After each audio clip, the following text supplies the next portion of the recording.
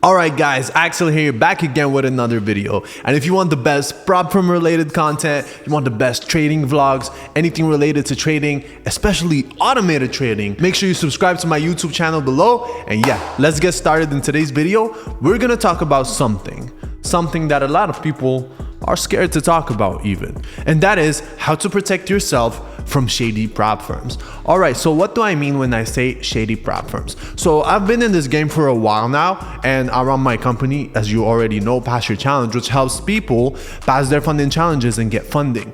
The problem is a lot of these prop firms are not who they actually say they are, and we've seen multiple instances of this happening multiple times. So let me give you a couple of stories explaining my point, and then we'll get into how you can actually protect yourself, and one strategy that I advise all of my people, especially my clients that already have our EA and stuff, to use in order to protect themselves from these firms. Now, if you remember in the early days of proprietary firms, there was this funding company called Funding Talent. All right, so Funding Talent was big competitor of both my Forex funds and FTMO, and they were doing really good.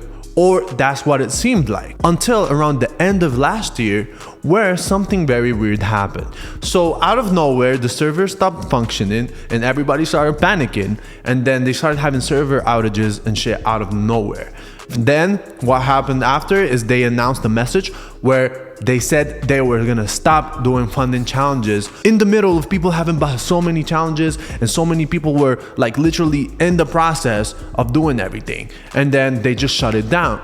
And they said they were not going to pay out all of the people that were pending payouts. So this was the first major one that happened. Nobody knows the real story behind what happened there, but basically it looks like something common that you see in crypto companies, like a exit scam, where people just get the most money that they can, boom, boom, boom, boom, and then they just exit and leave everybody out, which sounds very similar to what they did, because in the end, people didn't get their refunds and people did not get paid out. People just got stuck. So that's number one, Funding Talent. The second one, unfortunately, is actually my Forex funds. There's been multiple instances of people getting refused the payout for no reason, getting refused the payout for using an EA that actually abides by the rules, and them doing sketchy stuff and actually creating fake evidence in order to not pay you out and stuff like that. So we've seen a lot of stuff like that, even from like the second largest prop firm company out there, which is extremely sad, and is something that everybody needs to be aware of. So I'm plugged in with multiple people in this industry, and I know one of my other friends that also passes challenges for people where they refuse payouts for a lot of people that were following his signals and stuff. And the same thing they keep saying is like trade copying, okay? And then they even refused some of my clients who were not trade copying, who were just using the EA. And the EA, by the way, abides by all the rules that they have on EA usage. And then at the end of the day, they refuse to pay them out. And the worst part is they fabricated fake evidence of like other people having the same trades, when it's not even possible, because the people were using the EA by themselves, standalone. So it doesn't make sense that somebody else has the same exact trades, but they would fabricate like a little fake screenshot that anybody can make, and they would send it to you, and they would tell you, here's the reason why we're not going to pay you out. So there's a lot of instances like that. And the problem is, it's not even just EA usage. It's even happened to people with manual trades. I know people that were complaining that literally were doing manual trades, and they get hit with trade copying when the payout is just a bit more than they can afford or something. They will find any reason to not pay you out, and that is extremely sad. The third one is a recent instance with another company called True Forex Funds. So we have a person that is within our Discord community who's an absolute killer. It's a she, but she was doing really amazing on her True Forex Funds account, and she was funded. Now, she uses a strategy where she trades news herself manually, and during the time where there isn't news, she uses our EA to complete that gap, and then basically she makes money both ways with her own manual strategy and the EA strategy. The problem that happened is she made a bit too much money. Now the payouts was estimated for over $100,000. So yes, she grew the account so much that the payout on her 200K account, which is basically 50% gain. Now what ended up happening is that they refused to pay her out for no real reason. They just started asking a bunch of questions and then banned her out of Discord and out of multiple places for absolutely no reason. And the reason why is because they didn't want to pay that money out. And this takes me to my next point. If you've noticed this pattern happening where a lot of profitable people are not getting paid out or refuse paid out, it's only due to one reason.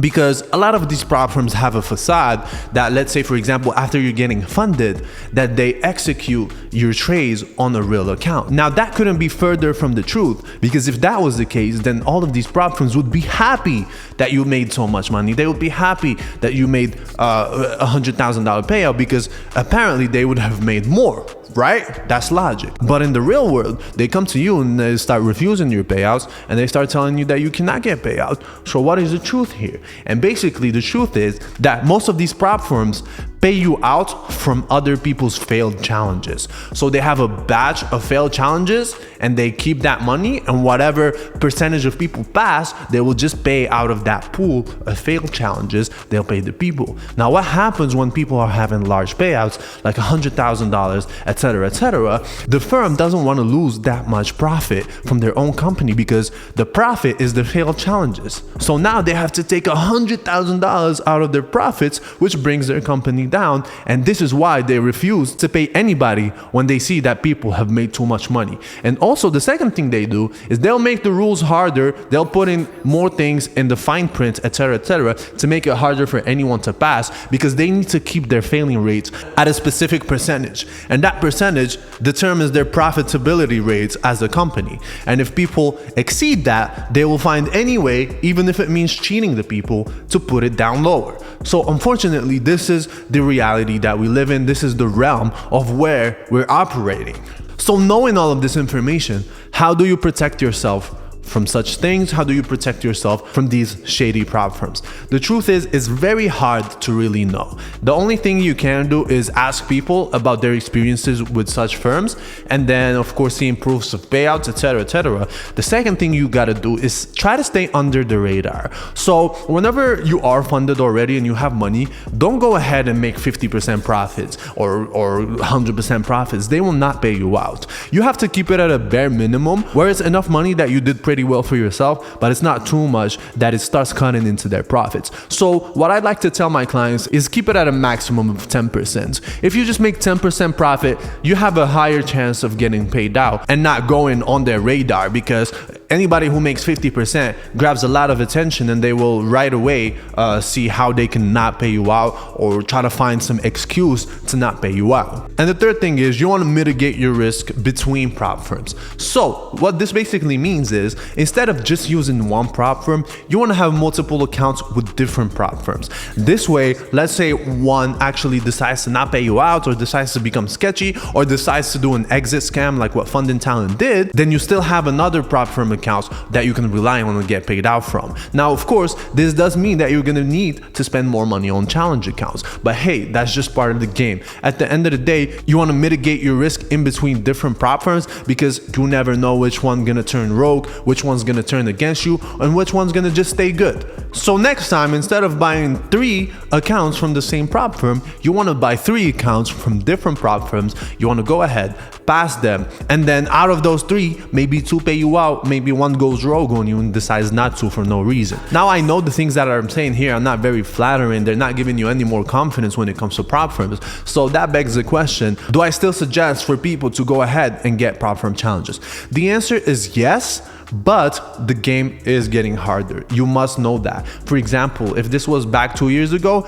it would have been much easier to get funded versus now, because it's getting more popular, these prop firms are getting shadier, and the bigger payouts actually cut into these people's profits, because the facade that they have is not real. The real thing is that these payouts come out from their profits. But on the other hand, as a undercapitalized trader, it is still a very, very good opportunity. The only thing is, like I said, you need to mitigate your risk between multiple prop firms. So instead of just sticking to one, you want to go ahead and get 3, 4 accounts. That way, 2 out of the 4 accounts will end up paying you long term, and then maybe 2 of them will be just short term until they find a way to cut you off because you're making profits. This also brings me to the next point, which is, let's say, for example, you're one of my clients, you have my EA, you've been doing good with prop firms, etc., and you're wondering, hey, I don't know if I should stick to prop firms. I have some personal funds. Maybe I'll just use the EA on that. And the real answer to that is absolutely, yes, you should. Especially if you have like above $10,000 that you can trade with, definitely go ahead and forget about prop firms and trade your own personal funds.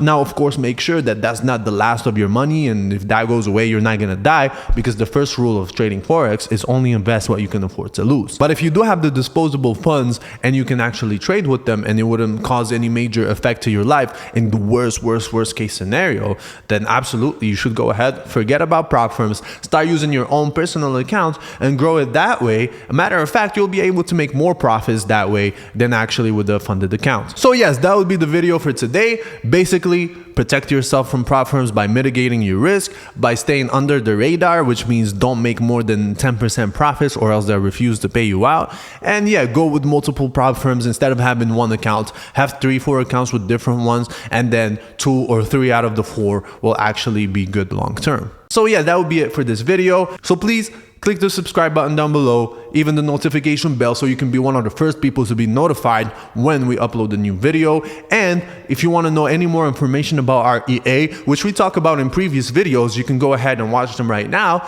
Then all you have to do is click the link down below in the description where you can talk to me and we can chat around and see if the EA is the right option for you. All right, see you in the next video.